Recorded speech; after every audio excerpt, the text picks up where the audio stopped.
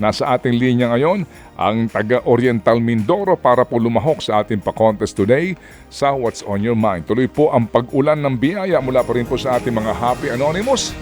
And again, maraming salamat po sa inyong lahat. Ito po ang magandang segment po, pinakamagandang elemento ng ating programa. Ang pagbibigay po ng tulong sa mga nangangailangan mula po sa mga taong tumutulong ng hindi man lang po nagpapakilala. Alright, we're calling Oriental Mindoro. Ating alamin ang sitwasyon doon ngayon sa pamamagitan pa rin po ng ating panayam na ito. Tsa? Nerissa Fedelin ng Oriental Mindoro. Magandang umaga. Good morning po. Good morning, Ate Nerissa. Ilang taon ka na po? 44 po. 44 po kayo. At kayo nanonood daw po sa amin sa 1PH. Opo. Oo. At sa ngayon po, nagtatrabaho pa rin kayo bilang isang kasambahay. Opo. Diyan din po sa Oriental Mindoro. Opo. Oo. 20 years na daw po kayong isang kasambahay? Opo. Ba? Tagal na po. Tagal na po. Bago tayo magkwentuhan, ano po muna yung Bible verse ay binigay po sa ating kahapon ni Pastor Jeff? Ito po ay Panaghoy 3 verses 22 hanggang 23. Ang tapat na pag-ibig ng Panginoon ay hindi nagmamaliw. Ang kanyang mga habag ay hindi natatapos.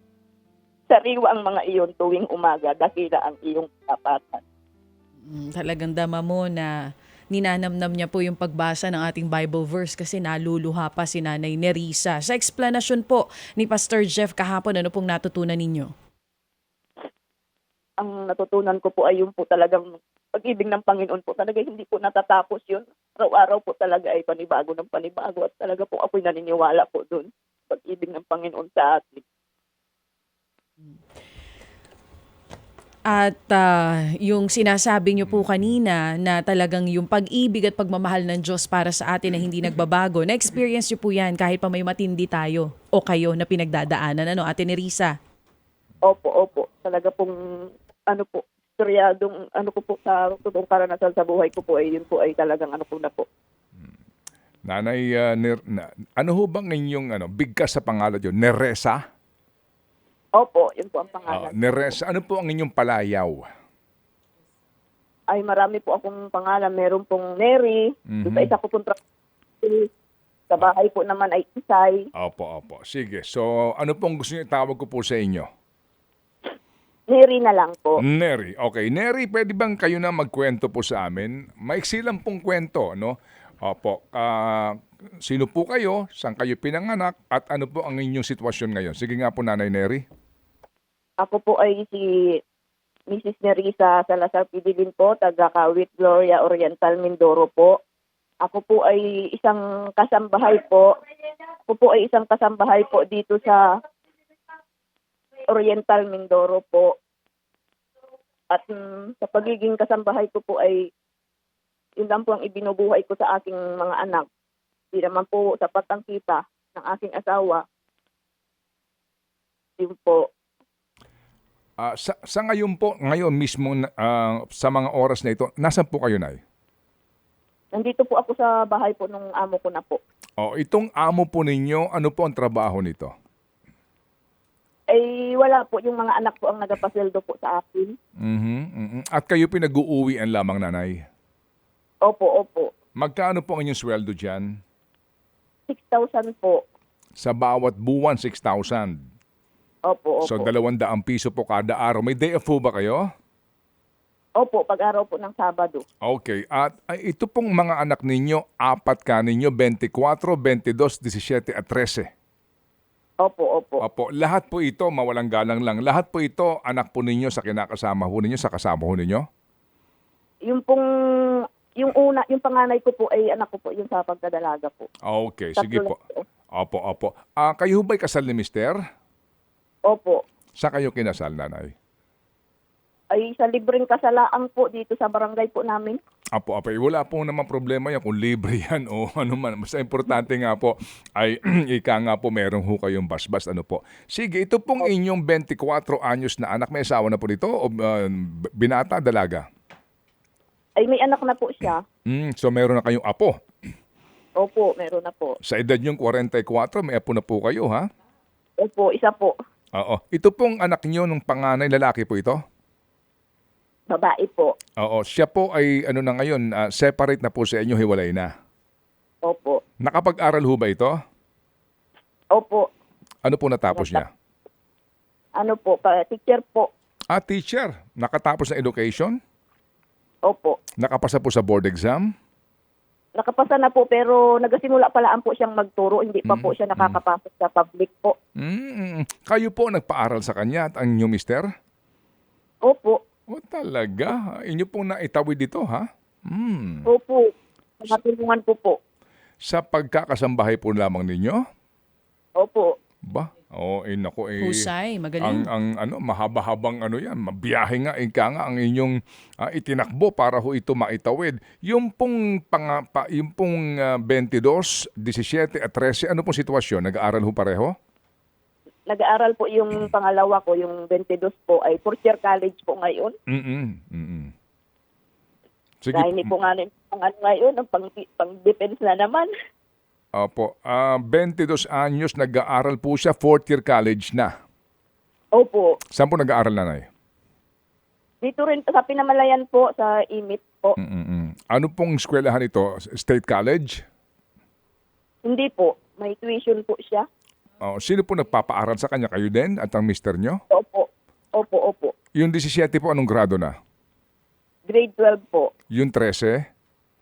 Grade 7 po. So, lahat ito nag-aaral at ang inyo pong inaasahan lamang ang inyong sweldo sa pagkakasambahay at yung kinikita ni mister. Magkano pong kanyang kita kada araw si mister? Minsan po ay wala. Minsan po ay 100. Minsan ay 200. Ganun po. Paano Kasi po hindi namin na i-renew nga yung prangkisa ng tricycle dahil nga po wala nga po kaming tira. Sige. So, sa ngayon po, nanay, na 3 ang inyong pinag-aaral, paano po ito? Sino ho ang inyong katulong dito maliban sa inyong mister? Kayo lang hong dalawa? Opo. Nangungutang po para makasurvive. Minsan nabalik po ako din para po makasurvive yung mga anak ko. Pangutang po para lang po makapag-aral sila. Kayo po, ano po ang inyong natapos, nanay? Ay high school po. Ilan po kayong magkapatid? 5 po. Pangilan po kayo? Panganay po ako. Ano pong trabaho ng mga magulang nyo? Wala po. Parehas na rin tong senior yun. Opo, pero dati po, nung sila po yung malakas-lakas pa, ano pong hanap buhay? Si tatay po ay nagalaot po. Naglalaot, nangingisda. Opo. Si nanay po? Wala po. Sa bahay lang po. Yung pong mga kapatid nyo nakapag-aral ba? Hindi rin po. Hanggang high school, lang po kami. High school graduate lang po. Opo, so sa inyo pong pamilya, walang nakatapos? Wala po. High school Opo, lang yung pong mister ho niyo nakapag-aral? Ay, elementary graduate din po yun. Opo, taga Mindoro din po si mister? Opo. Opo, sa pamilya po ng inyong mister, wala din po nakatapos ng college? Eh, yung mga na po nila, yung mga anak-anak na po nung mga kapatid niya. Opo. So kayo po, kahit na po sabihin na po natin, kayo po ay anak na mangingisda at ang inyong pong nanay ay nasa bahay at nag-aalaga po sa inyo, kayo po ang nakapag-accomplish ng kagustuhan po ng maraming magulang na makapagpatapos sa anak. At kami po natutuwa na marinig nga po ito na ang inyong panganay ay ngayon po isa na pong certified talaga na guro, no? Opo. Humahanga ho kami sa inyo, nanay, ha? Kami po'y lubos na humahanga po. Kasi talagang gusto ko talagang mapagtapos yung mga anak ko dahil nga po ang hirap ng buhay pag hindi nakapagtapos. Kaya yun po talaga yung inaano ko na magtapos kayo hanggat kaya ko, hanggat buhay ako ay pagtapusin ko. Amen. Yung po mga pangaral na mga anak, wala ako maiiwan sa iyo na kayamanan kung hindi ang iyong pag-aaral at edukasyon. Opo. Amen. Sige, nanay, ganito po, 2,000 po ang ating premyo. Siguro po, kailan ba ho kayong nagsimula pong manood sa amin sa 1PH? Ay matagal na po akong nanonood. Dati pa po nung dun sa unang trabaho ko po ay nanonood na po ako. Kailan po kayo sumubok na sumali po dito sa ating pa-contest? Eh, ngayon pala po dahil hindi ko po alam kung paano sumali. Dahil hindi ko po sumali, hindi ko po alam kung paano. Sinubukan ko lang po na mag-chat kahapon dun sa page po ni Nino? Ni Chacha? Ni Chacha po, opo.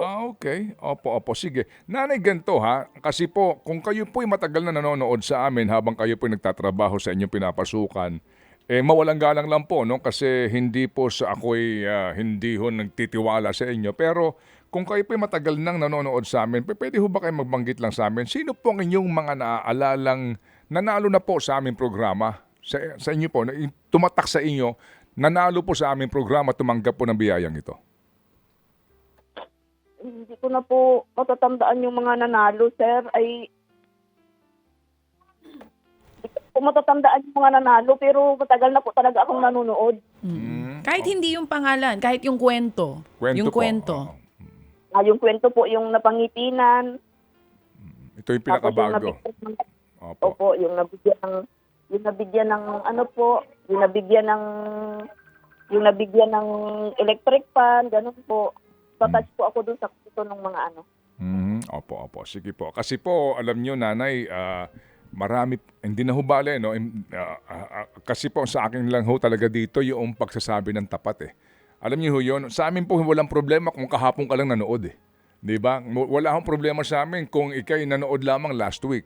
Ang importante po talaga, nagsasabi po ng tapat dahil doon po tayo humuhugot eh ng ating pong pagkakakilala at ang ating pong magiging, kumbaga, relasyon bilang magkaibigan.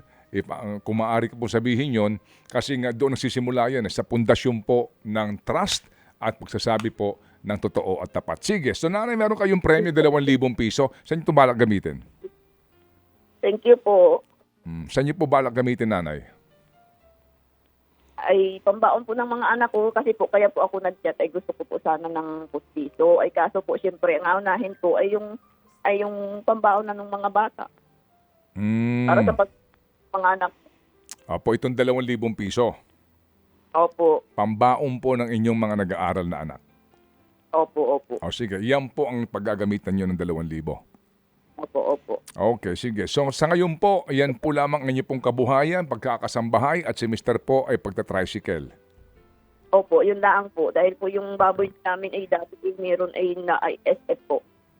Oo, sige. Sa ngayon po, wala na ho kayong balak pa na magdagdag po ng anuman pong kabuhayan. Gusto ko po sana, kaso nga ni po walang pira. Gusto ko po sana nga ni ulit magbaboy. Kaso wala po nga ning pira. Kulang pa po sa pambaon po ng mga anak ko. Sige po. So, ganito ha. Kami po ay magpapadala ng 2,000 piso po sa inyo. Abangan po namin ang inyo pong mga patunay sa inyo pong kwento at muli ho tayo mag-uusap, nanay. Opo. Sige po. Thank you po. Opo. Hindi po sa amin galing ito. Ito po ay galing pa rin sa ating pong mga Happy Anonymous, no? Ang mga taong nakikinig din po ngayon sa atin, obserbahan po kayo at humuhugot din po ng inspirasyon sa inyo po mga ikinekwento po sa amin. Manggagaling po ito kay Happy Kate, kay Happy VG, hindi lang importante mga pangalan po nila. Ang importante po, ang biyayang ito nang gagaling po sa atin pong may kapal na idinadaan lang po sa amin pong programa. Sa kanila po kayo magpasalamat po, Nanay Neri. Maraming salamat po sa inyong lahat na tumulong po sa akin po. Pagpalain po kayo ng Panginoon lagi sa pagtulong po ninyo. Maraming salamat po. Salamat din po sa inyo, nanay. Ano po, sa inyo pong pagbibigay po sa amin ng pagkakataon na kayo po yung makilala at hintayin po namin ang inyo pong mga patunay. Pagkatapos po niyan, muli ho kami tatawag sa inyo. Pero ito na lang po sa huli. Ano po ang gusto po ninyo? Baboy o pustiso?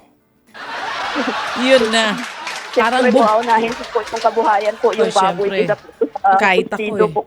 Para po dun sa mga anak po. Kasi pagka may pangkabuhayan ka, pwede ka makaipon pambili ng pustiso. Tama, mali. Baka naman kasi kung kakain ka na ng pritong baboy, kung wala kang pustiso, hindi mo mangunguya. Basta para kay Nerissa, ang gusto niya, baboy muna. Pang-negosyo. Okay. Mas mahalaga po para po maipanpusto So, kumbaga, okay, so Nanay Nerissa, para kumbaga may tanong tayo dito. Gaya ng ating tinatanong paminsan-minsan, baboy o sarili? Pumili ka. Huy! Hindi baboy. Bayan yun. Ay, Sorry Nerissa. Madam Neri, nalito lang po yung partner ko. Tatawa ko lang. Hindi baboy, bayan. Bayan o sarili? Pumili ka. Bayan. Bayan muna. Bayan muna. Si Neri kasi, sarili niya, di ba pustiso? So, baboy o sarili? Pumili ka. Baboy muna. Baboy po. Baboy, sarap ng Ulit. ko na ulit yung sarili ko pag nakagraduate na. Oh, nakita mo. Oh, Parang si nanay lang, di ba, nung pinapili mo siya, pustiso o bubong?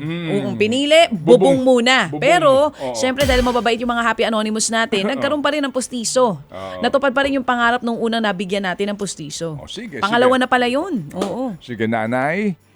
Opo, Opo. gusto po namin kayong makita. Ha? Padala po kayo ng video, hingi kayong tulong sa inyong mga anak. Paano po ito? At muli po tayo Opo. magtutuos. Okay, nanay? Okay po. Thank you po. Sige, salamat nanay. Ngiti po kayo. Dahil mabait po ang Diyos at totoo na may Diyos. Opo. Amen, amen. Thank you, nanay. Si Nanay Neresa Fedelin ng Oriental Mindoro.